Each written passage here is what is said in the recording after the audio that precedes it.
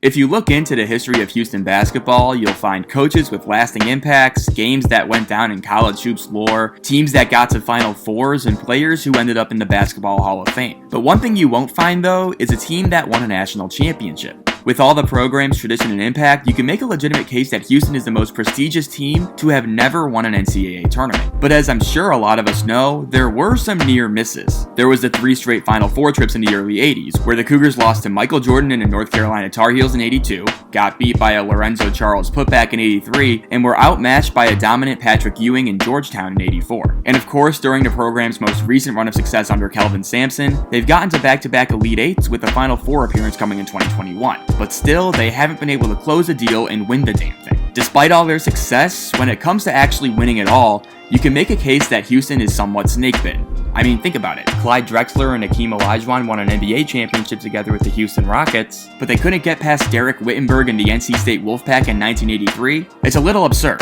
and I wouldn't blame Houston fans for just throwing in the towel and saving themselves from the seemingly inevitable heartbreak that comes their way every March. But at the same time, I'm not giving up on Houston's title quest just yet, because I truly believe that 2023 is Houston's year, and the Cougars are finally ready to get over the hump.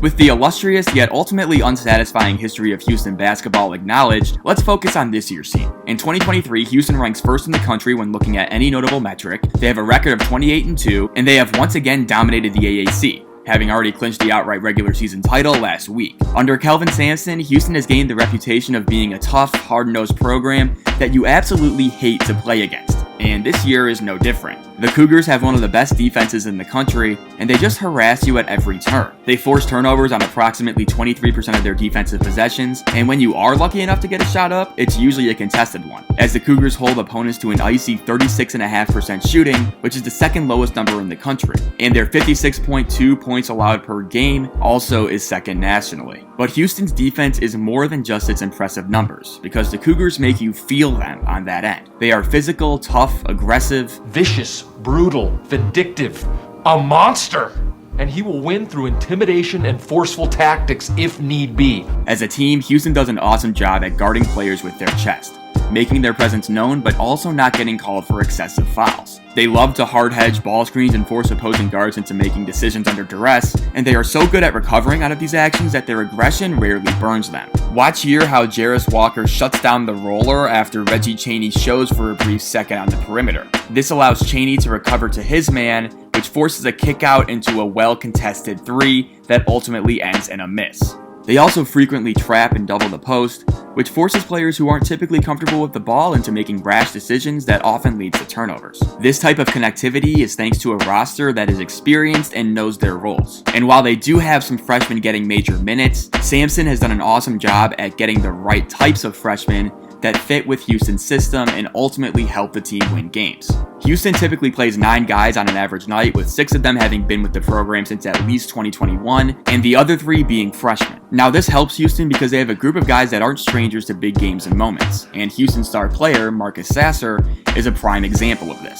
In Sasser's sophomore season, he emerged as one of the program's most promising talents, as he was the team's second leading scorer and a key part in helping the Cougars get to the Final Four in 2021. After a season cut short by a foot injury last year, Sasser tested the NBA draft waters but ultimately decided to come back to Houston for a 4th year, and the 6'1" guard has been everything the Cougars have hoped for, as he's averaging 17 points a game on 43, 38, 84 shooting splits, and most importantly, he's stayed healthy, as he's played in every single one of Houston's 30 games so far this season. Sasser's appeal comes with his versatility, as he's a true combo guard that is capable of playing either on or off the ball. He's an explosive downhill driver who is great at using his speed to get to the rim, where he's finishing at around 70%, and this is only amplified by his tight and crafty handle that he uses to create horizontal separation before attacking the basket. Sasser is also Houston's best 3-point shooter, as he's knocking down around 38% on 7 attempts per game, and his range makes him a threat from anywhere on the floor, as he has a penchant for hitting deep threes that punish defenses for overhelping. While most of Sasser's threes come off the catch,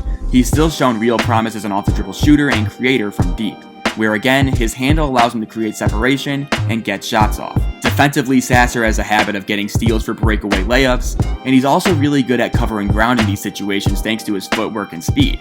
And when there is a defender in his way, he can do things like this. Done. Poked away by Sasser. There's the steal. Sasser one-on-one with Hicks. What a Euro! My goodness!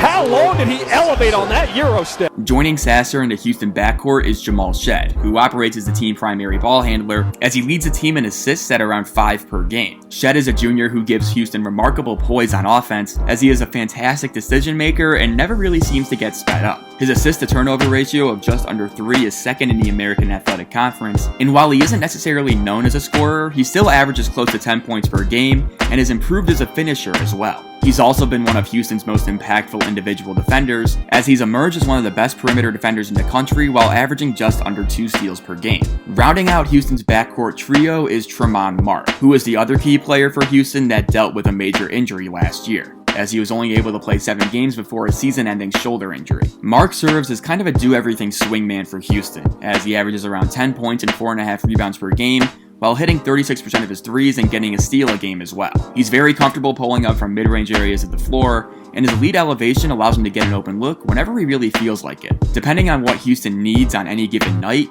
Mark tends to deliver it. In fact, over the course of the season, Mark has had individual games where he led the team in points, assists, steals, and blocks, and if it weren't for Houston's elite pair of frontcourt options in Jarace Walker and Juwan Roberts, he probably would have had a game where he led the team in rebounds as well. Speaking of Houston's frontcourt, it's important to emphasize the collective impact of Walker and Roberts, because it's their activity that makes Houston such a terror to play against. When it comes to Walker, who as a freshman is averaging 11 points, 6 rebounds, a steal, and a block per game, he's blossomed as a big wing who fits right in with Houston's identity. The 6'8 forward is a strong and mobile defender, and perhaps surprisingly has knocked down 36% of his threes this year as well. His high-level play has seen him rocketing up draft boards, where he's now projected to comfortably go top 10 in the upcoming draft. Walker's a competent spot-up shooter for Houston, which drastically helps their spacing, and he's shown some really good flashes as an off-the-dribble scorer as well, as he's great at backing defenders down and finishing over them with floaters or tough fadeaways. While not nearly as skilled as Walker, Juwan Roberts plays a massive role for Houston as well, as he's the team's starting center despite only standing at 6'7" tall. But his height does very little to deter him from dominating games, because he's built like a fire truck, as he boasts a wide and chiseled 220-pound frame, and he uses that physicality to wear down opponents on both ends. Roberts is the team's second leading shot blocker and leading rebounder, and he's also mobile enough to trap guards and recover to his man without giving much away. His physicality also shows up offensively,